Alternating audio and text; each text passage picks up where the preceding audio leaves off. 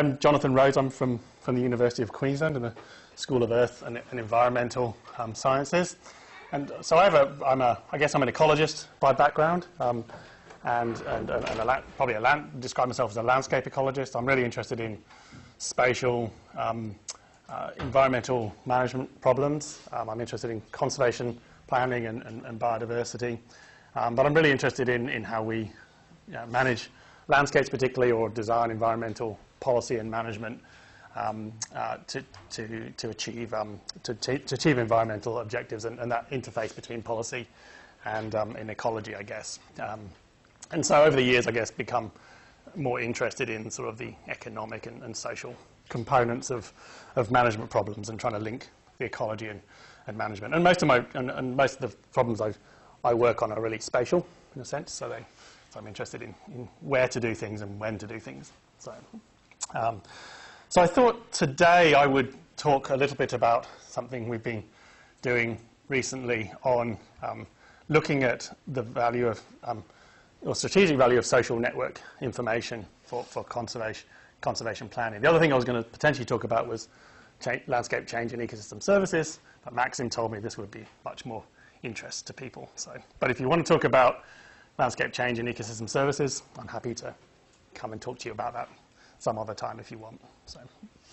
Okay, so I guess those are a couple of things I'm working on at the moment.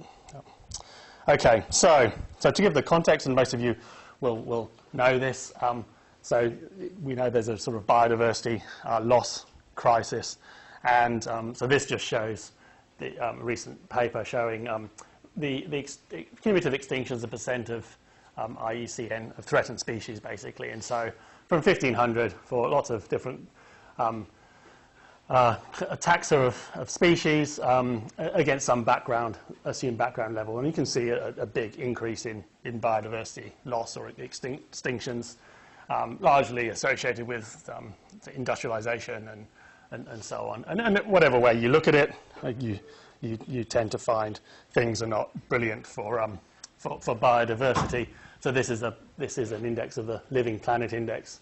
It's the Living Planet Index with an index of abundance records for species across the world, and they combine it into an index, and that's showing declines. That's showing from 1970 down. And so, whatever way you look at it, it's not fantastic for biodiversity. So I guess that means that really we need to, if we think about trying to tackle biodiversity as an allocation problem of resources to reduce threats and impacts on biodiversity, then really there is an urgent need to I guess, given limited resources for biodiversity, to efficiently allocate those resources to get the best benefit and try and reverse some of these declines. So that's one of the things that I'm interested in and I work on. And often I come from what's known as systematic conservation planning approach. Do people know what systematic conservation planning is? Anyone not? So some people don't, so that's okay. I was going to explain it, but basically it's in a nutshell, it's really a formal decision approach for trying to allocate conservation resources most efficiently. So often considered as where often spatial, and where you want to allocate, it may have some resources that you want to allocate across a landscape or to different projects, and really we want to try and allocate those so we get the biggest benefit for biodiversity for the least cost. So we're really trying to get cost-efficient allocation of resources, and actually I guess in the conservation field, then I guess it really originated in this approach. Originated in Australia. So like Jamie Kirkpatrick from the University of Tasmania was in the early 1980s was one of the first to really develop, I guess, techniques or algorithms to solve spatial conservation problems, to allocate resources across a landscape. And then I guess, and Hugh Possingham later,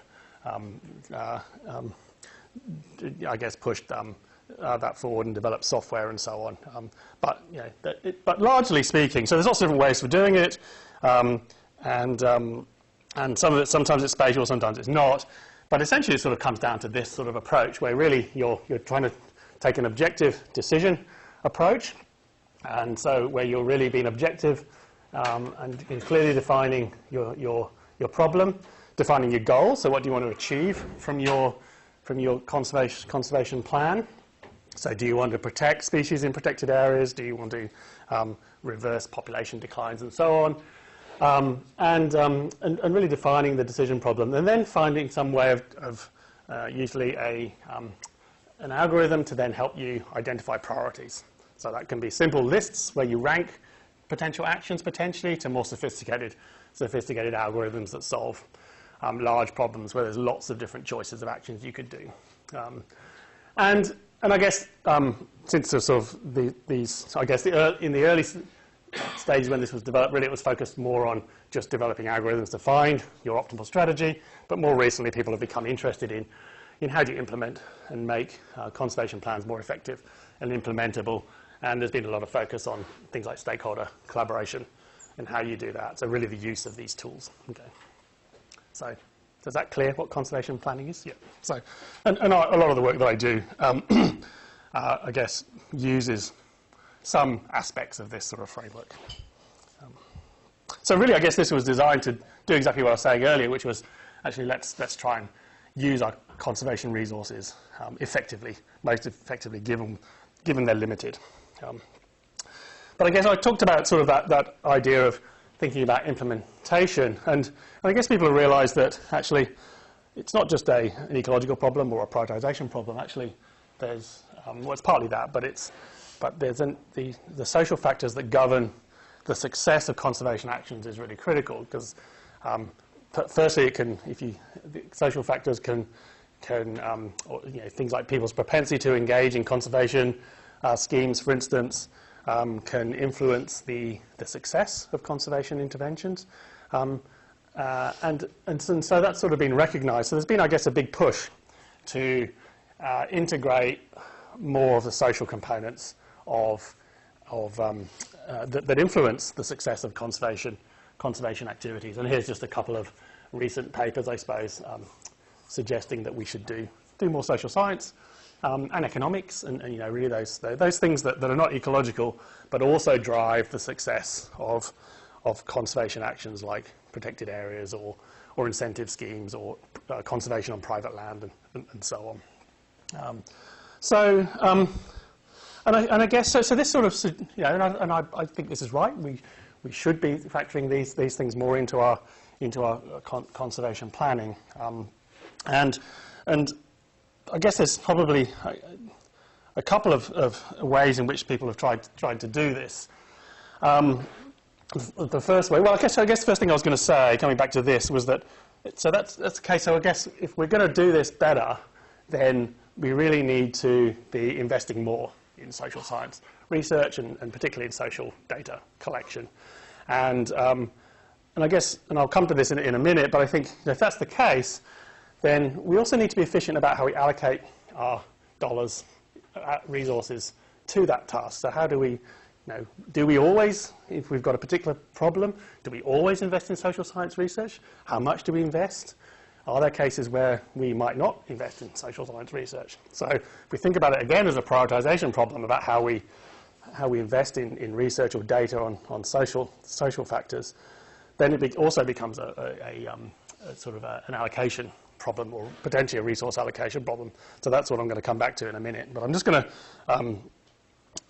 I guess, look at two ways in which social data have been incorporated into conservation planning first, and then I'll move on to sort of talk about the stuff that we've been doing recently on really thinking about trying to value the new data on social data, particularly and particularly in social networks. So I guess one approach that people have used is really try to map, I guess, in a way, the responses of social units, and these might be institutions, but they could be individuals or landholders and so on, to either the implementation or acceptance of conservation action. So this is an example in South Australia from Brett Bryan, where they really try to look at ecological values, map ecological values across the landscape, but also map your social values as well. So what do people value in the landscape, and then use that in a prioritization to then say, and essentially using this to give some measure of people's acceptance of particular actions. So, and I think here they use the assumption really that if there's conservation features or locations that people value, you're much more likely to be able to succeed in implementation of conservation in those areas. And there's other, this is another example by Andrew Knight of a similar sort of approach. And then this is a paper by Angela Guerrero, really on again thinking about land purchases for conservation and people's, what are the social factors that drive people's willingness and utility or people's willingness to sell for conservation. Okay, so I guess there's been a lot of work in that space, and really trying to map those, and then incorporate that as factors into the conservation prioritization. And so as I said, there's been a lot of work on that. The other aspect that we've been interested in is also not thinking about sort of individual responses to conservation interventions or actions, but also thinking about the broader social, the structure of social networks. And so networks. So this is not just about individuals' responses to conservation actions or implementation of conservation strategies, but actually how people interact or organisations interact with each other to drive success of conservation activities. And so we know from that I guess there's quite a bit of literature from sort of the management of natural resources that network structure, for instance, can be quite important in driving success of or conservation outcomes. And this is an example from Michelle Barnes, where they looked at a fishery network, and this is in Hawaii. This is an information sharing network. So they asked, they talked to fishing groups, and then they asked them who do they share information with, and then they try to relate that to the bycatch. So what they were interested in here was trying to look at the link between bycatch and the structure of these networks. And what they found was that the network structure was closely linked to those bycatch. So the different network structures in these different groups was a good predictor of the bycatch, suggesting that these collaborative groups and it was the structure of those links that actually drove that bycatch. And there's other examples of this where people have tried to link network structure to conservation or environmental outcomes. In this case, trying to minimise bycatch. Can you give us a sense of the mechanism of that connection between network structure and behaviour? Yeah, their hypothesis here is that there's these different characteristics of these groups. So one thing they did do was they looked at outliers. So one of the issues with this was the network group, the groups that emerge are highly correlated with ethnicity. So disentangling network structure from ethnicity in this case was quite difficult. But what they did was they looked at, I think these are the outliers here, where they're a different ethnic group, but connected to a different group in the network, essentially. So their connections are with the different groups. They looked at those and found that actually they were behaving most similarly to the behaviour of the group they're connected to, rather than their ethnic group, suggesting that it's some sort of information flow or influence across that group. And I guess, so I guess there's a reasonable amount of theory suggesting that actually people who are connected, or organisations that are connected, tend to behave more similarly than if they're not. So in this case, it's probably just potentially, if that's what's actually happening, is that information sharing that actually means they behave more similarly to their group. So it's the network connections that drive that. That's their hypothesis anyway. So does that answer your question? Yeah.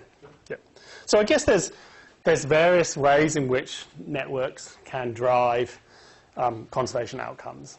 So it can lead to presence or absence of collaborative governance that can lead to improved management of environmental resources and conservation, things of conservation value. It can provide pathways for information flow. So I think these are information networks. It's information flow. It can define the spread of conservation behaviours, diffusion of innovation. I know, Dave, you've worked on diffusion of innovation, so it can provide pathways for that spread of some behaviours. And actually, in the stuff we're going to show, we sort of assume that there's some diffusion of behaviour across a network. But it can also provide pathways for social influence. And so, influential people in a community, for instance, can provide influence across the network. So identifying these pathways in the network can be important for driving conservation success or otherwise. Okay. So what have people done with this in conservation planning? So we haven't really done a lot yet, but they've hypothesized that these networks are probably important, and thinking about how we integrate networks into conservation planning has been an important area of research for the discipline. And this is just an example of I guess, a simple way of trying to do that. I don't know whether you can see the colours very well there, but anyway, so this was some work by Morena Mills, who some of you know here, and they were interested they've been in some work they were doing in the Solomon Islands, and they were interested in prioritising areas for coastal conservation, but they also had information on network structure, and they had this hypothesis that actually networks that are highly connected are probably likely to be more successful in terms of collaborative conservation initiatives. So they measured the centrality of these networks. So this was just a measure of how connected are individuals in these community networks. And they incorporated that as an objective into their prioritisation. And they compared that. Sorry, so if their centrality, if that's higher, they're more connected? Yeah, I think they just used a measure of, measure the in-degree connections for in-degree centrality for each individual and average that. So the higher that value was, on average, the more connected the network was. Does that make sense? Yeah, but the assumption was that that's good because it's potentially an indicator of collaborative governance. So, yeah. And so they're trying to optimise for basically achieving biodiversity conservation. So they've got a species layer in here where they're trying to protect species, but also they use this as essentially as a cost layer. So they sort of said, well, if it's low centrality, then it's likely to be more expensive or less likely to be successful in terms of conservation. And this just shows, and really what I wanted to show was that this map here, which really shows the priorities for action across the Solomon Islands, where the blue means the action is more preferred without the network information, and the yellow and red, the much red, is sort of where it's more preferred when you incorporate that connectivity, network connectivity information. So the point is here that it matters, so you'd expect it to matter, but I guess the question is, how does it matter and why does it matter? And so we know, so it matters for the prioritisation of interventions. We know from other, I guess, problems that the networks matter as well. So this is a public health example, and here these are villages in Honduras where this is not a prioritisation, but it's a study where they tested they mapped the network and then looked at different strategies for targeting the most connected people versus random targeting of. So this was for targeting of multivitamins and chlorine for clean water, and they wanted to test, well, what was the uptake of these different interventions, public health interventions, and they had strategies where it was random, targeted for the most connected individuals, and targeted for basically the closest relatives of random individuals, and then map the uptake of these these interventions. And actually what they found was that the nominated individuals, the relatives of the random individuals, was the quickest way to get uptake. Okay, so who you target in these networks matters. Okay, so this is also true in other disciplines, not just conservation. So the point I want to get across there is that the network matters. Okay. So if the network matters, then information on the network is potentially useful for conservation planning. But I would argue that actually probably sometimes it's useful and sometimes it's less useful. So more information is always beneficial, but sometimes it's less beneficial than other times. Okay, so I would argue that if we want to invest more in social data, and here I'm going to look predominantly at social network information, then always investing, given constraints, is not necessarily the best strategy. So what we really need is some idea of when is it most beneficial to invest in social network information and when is it less valuable, and that can help us prioritize. And the way the work we've done is to use value of information to help us do that, and to try and develop some principles that allow us to then, and I'm going to explain what value of information analysis is in a minute. And we've used that to develop some principles on when it's likely to be most valuable to invest in social network information for conservation. So what is value of information? Some of you will know this. And basically, in the simplest sense, it's just the value of your decision. So if you take a decision now without any information, what's the likely outcome?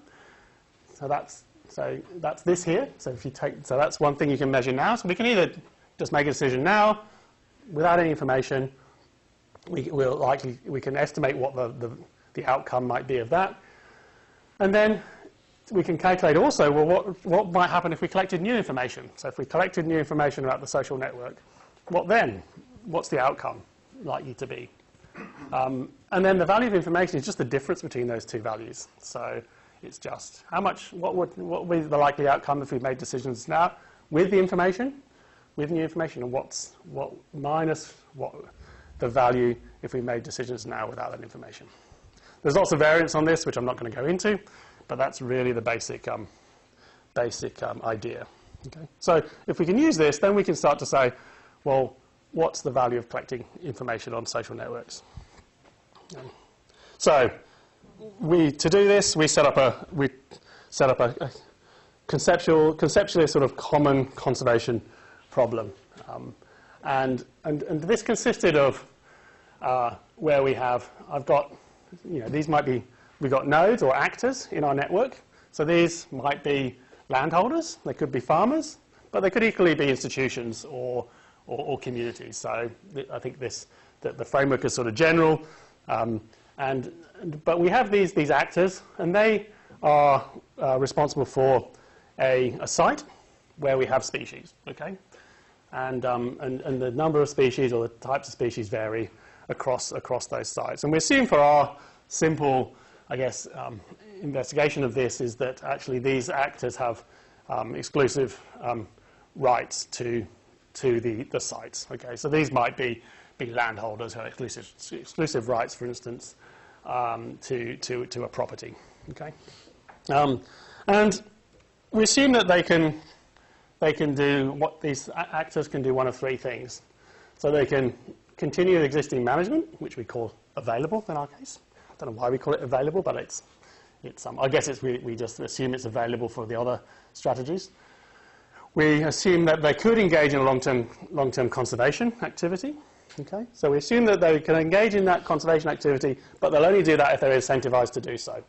So that could be an incentive payment, it could be some engagement with a conservation organisation, but they only do that if they're incentivized to do so, because we assume incentives are not currently there to do that.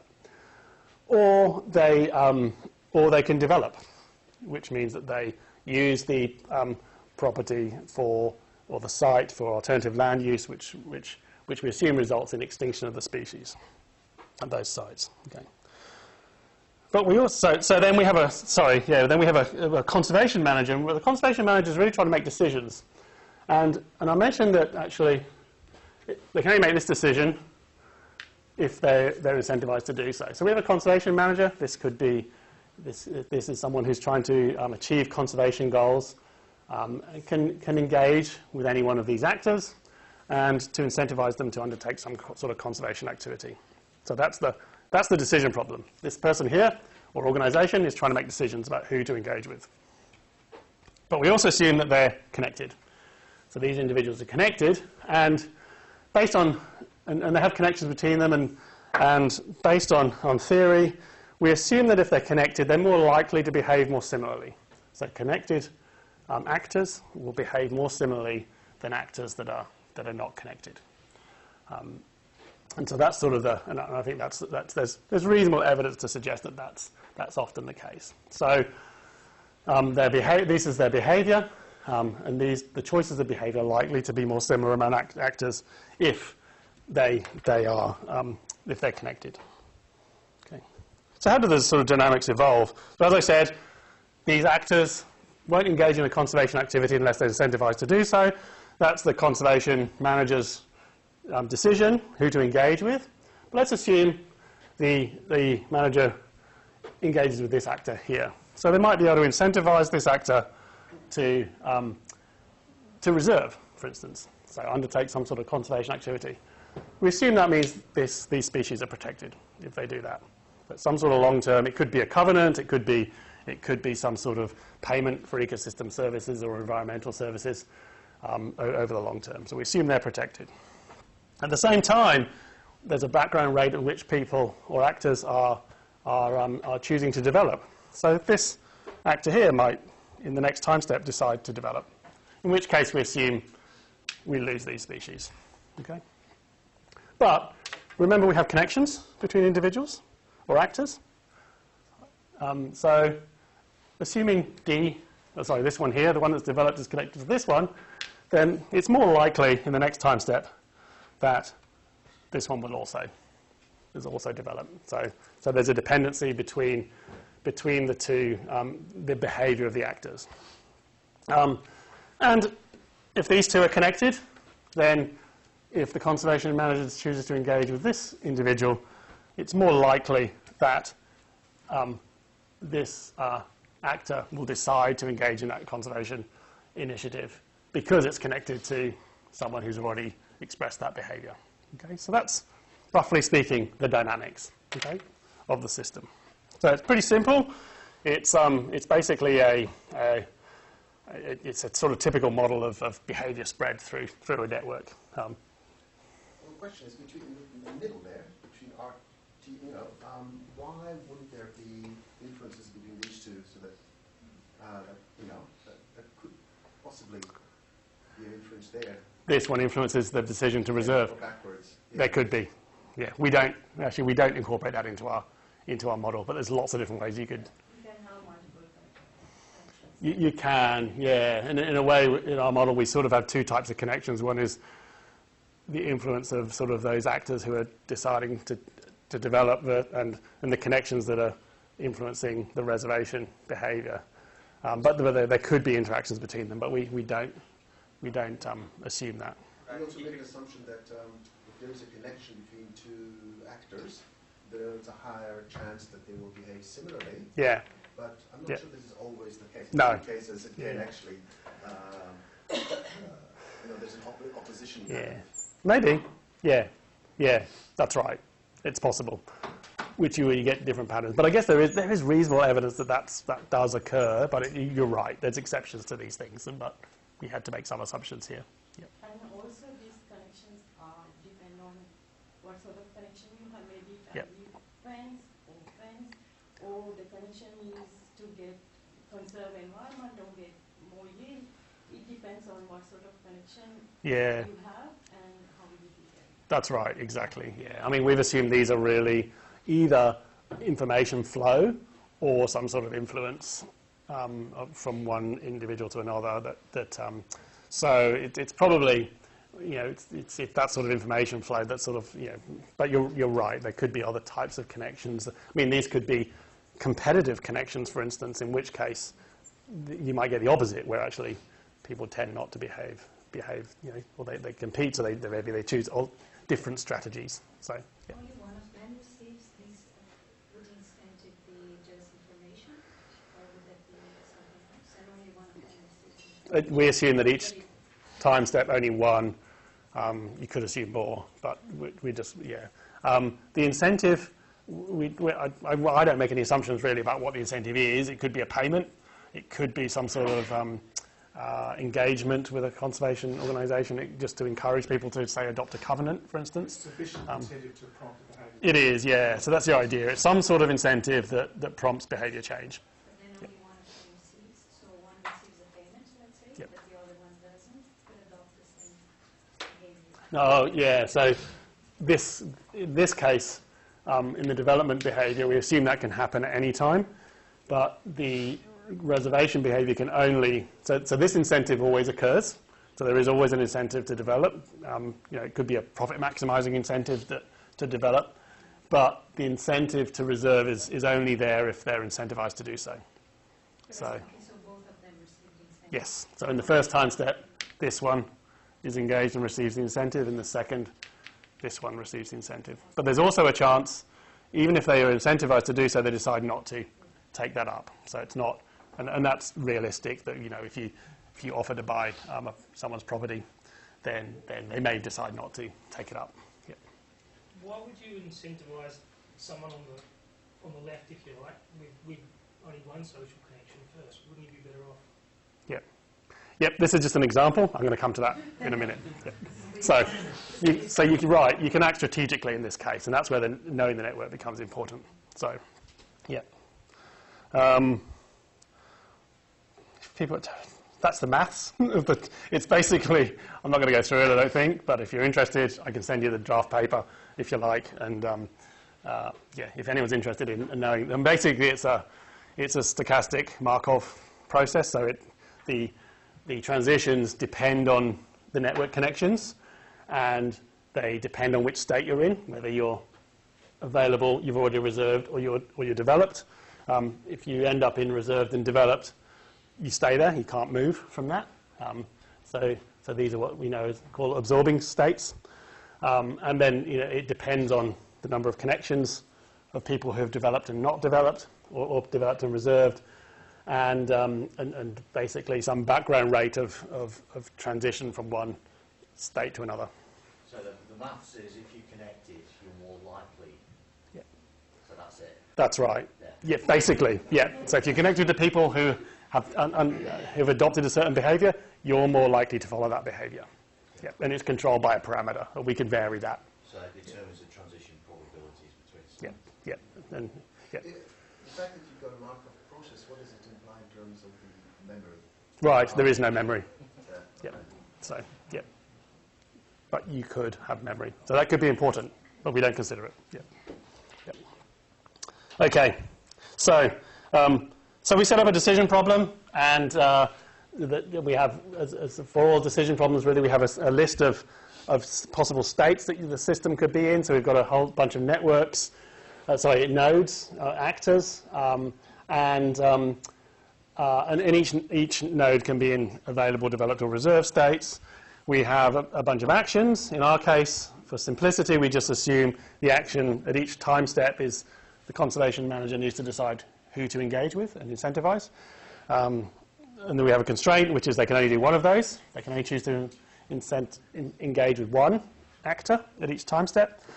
And then we have an objective function, and the objective function is the thing we're trying to achieve. So we have an ecological objective function here. You could have social objective functions, but for now we're just assuming we've got an ecological objective function, which is we want to maximize the number of species protected in reserves. Okay, so once a species is in a reserve, then it's protected. Okay, in at least one reserve. We can solve this problem using stochastic dynamic programming.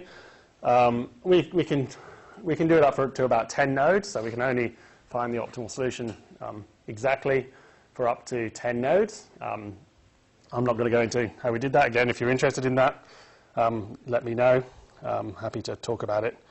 So finding the exact solution is difficult, just because as you grow the number of nodes, the number of possible states increases exponentially or very rapidly. So so for now, I'm going to solve it. You can probably find approximate solutions for larger networks, but we haven't done it yet. Okay, so we took some, what we did was actually, because we can only solve for small networks and find the optimal solution, we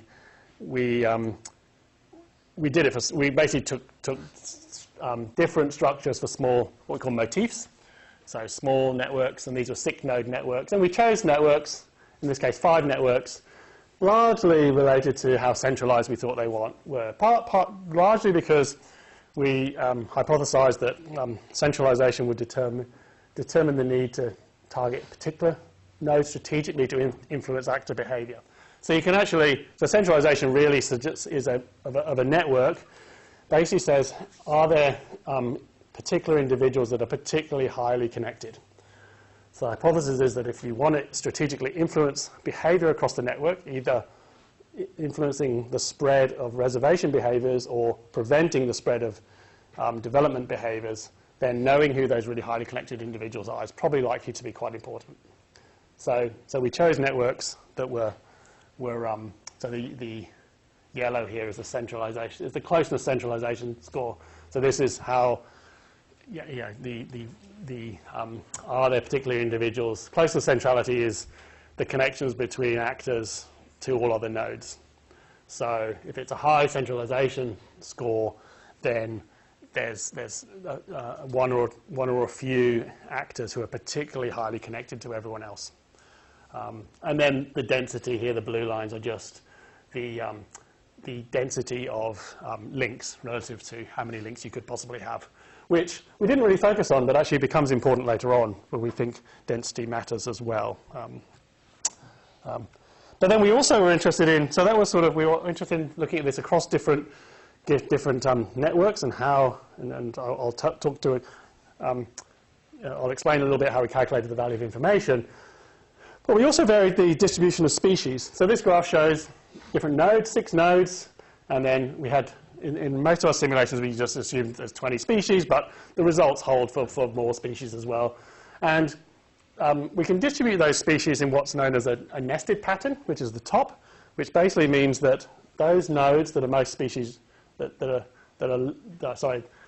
nodes that are less species rich are just subsets of the nodes that are most species rich. So basically if it's perfectly nested, then the most species rich node contains all species, and then all other sites are just subsets of that.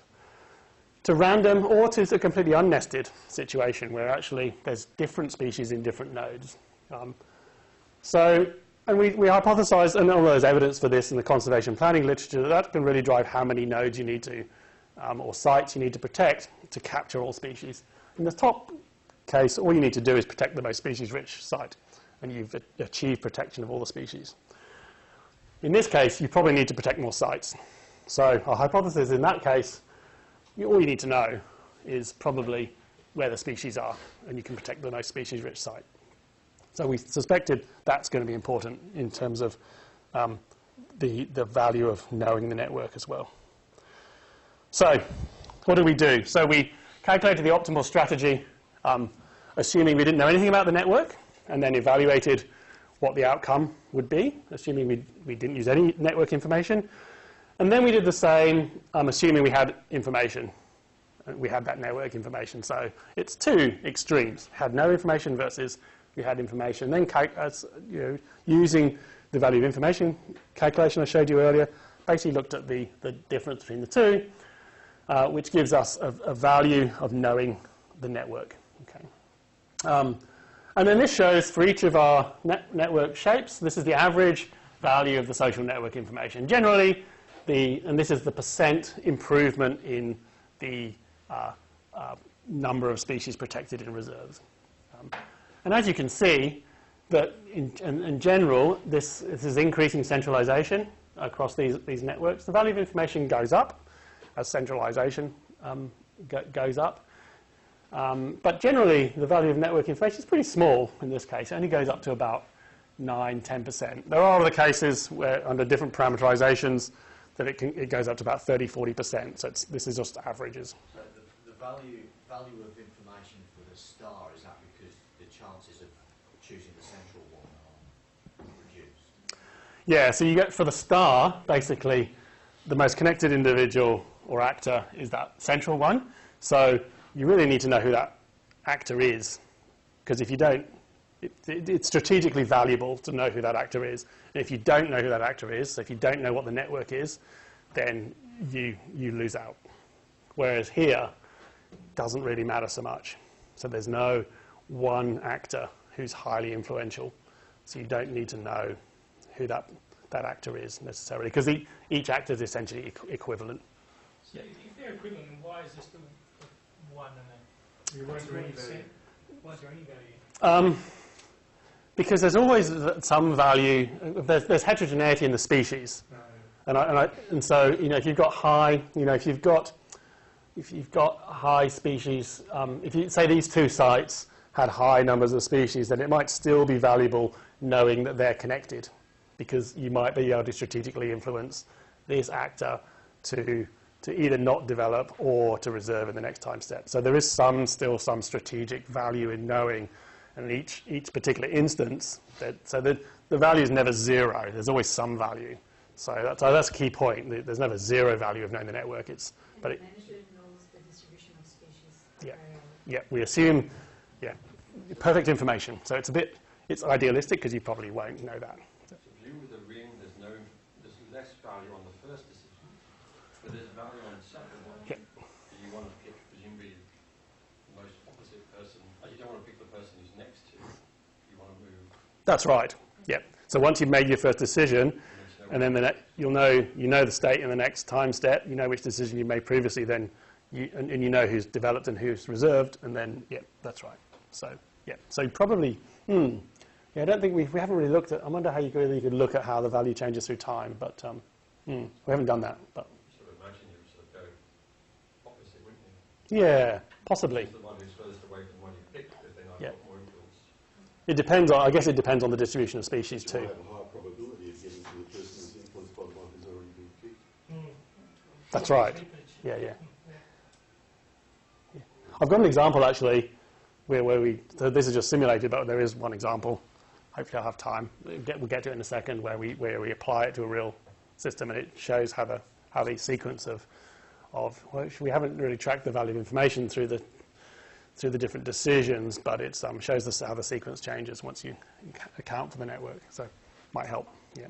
So okay, so centralization matters, but except this one, the wheel. So this is pretty highly centralized, but the difference between this one is that the network density is high, and we suspect that has low value of information simply because if the network density is high, you've sort of got connections everywhere. So again, it probably mitigates the influence of or reduces the influence of centralization to some extent. At least that's what we hypothesize. So that seems to be the outlier. Wouldn't that make a difference over time, though? Because if you've got one person who's got influence, you can get more immediate influence. If you've got a collaborative group or a consensus. Yeah, that's right. And we haven't really looked at it over time. We just said over the whole length of the management, where you're making decisions each time step, what's the value over that whole time frame? But you're right, it could. I wonder. It's interesting. Yeah, we haven't done that. But Have you compared also the speed with which, like the effectiveness of the information is realized? Because you have time steps, right? Yeah. So you could actually say, well, how long does it take to actually achieve a certain outcome? Difference. No. Because you've got everything there in order to be able to do that if you want to. That's right. No, we haven't, but it's easy to do. When we basically assume in a sense, we've assumed it's an infinite time horizon, but actually what happens is that quite quickly everything's either reserved or developed, and then that's it. So you could look at how quickly you get there. Yeah, but we haven't done that, but it's a good idea. Yeah, thanks. Yeah, the time dimension stuff is interesting. Okay. So this is so then we looked at the species distribution stuff. So we were really interested in the interaction between the network structure and the distribution of species. I guess the key point probably here is that these are effect sizes for the effect of different aspects. These are aspects of, well, maybe I won't worry too much about these, but this is the nestedness of species. And as your species become more nested, then you get a decline in the value of information. So this is just an effect size of nestedness, but particularly for the star network. So even though it's highly centralized, as soon as you start getting highly nested distributions, that declines very, very, very rapidly. To the point where if the species distributions are highly nested, it doesn't really matter what the network is. The value of information is low. So suggest that, you know, maybe if you were to think about this, then probably the first thing to do would be to work out where the species are, work out how nested they are, and that'll tell you something about the value of then investing in social network information. I won't go into these. These are some of the link strength stuff, but basically, as the strength of the links between the actors increases, the value of information tends to go up, and I think it's because that the spread becomes more rapid of the behaviours, and so the value of strategically intervening becomes higher. How do I interpret the scale? Sorry? So the effect size scale, I have standardised numbers in my head about what's in when it's presented that way, but I don't know. I'm just trying to think. What is it? These nestedness values go between 0 and 1. So it's the effect of going. These are roughly percentages, I think. So that's 4%. 0.0. All of them are close to 0. Is that too hard? So for every unit of nestedness, it's a bit difficult to interpret. I just want to know what does 0.04 mean? It's for every unit of nestedness change, you get a 4% decline. Well, this one's about a 6% decline in the value of information. So the percentage, the value of information is what's the percentage improvement in your number of species protected. So this is how much that declines as you increase nestedness. It's a little bit difficult, actually. Yeah. How nestedness is measured. Yeah. It's actually a little bit difficult to interpret. It's not clear. Yeah. Yeah. I mean, it's because we standardise this variable as well, and it's a statistical model. Yeah. I don't really have a good answer for you, but it's pretty significant. By the time this gets highly nested, the value of information across all the networks becomes pretty low, below, down to about 2 or 3%. So it's sort of it's pretty low. So this is quite a big effect. Yeah. So, but yeah, sorry, I don't really have a good answer for you. But yeah, it's So the number is or the figures graph, that's just the average of this combination of these things. Yes. This would be an. No, in the previous graph you showed that batteries on average. Yeah, this is averages across all the combinations of parameters. All the combinations. Yep. Okay, I should try and wrap up because it's going to leave some time for. So anyway, so the key thing, I guess, take-home message is really that the value of the social network information depends on both the network, which we wouldn't be surprised about, but it also depends really strongly on the species distributions. And basically, so when species are there should be a low in here.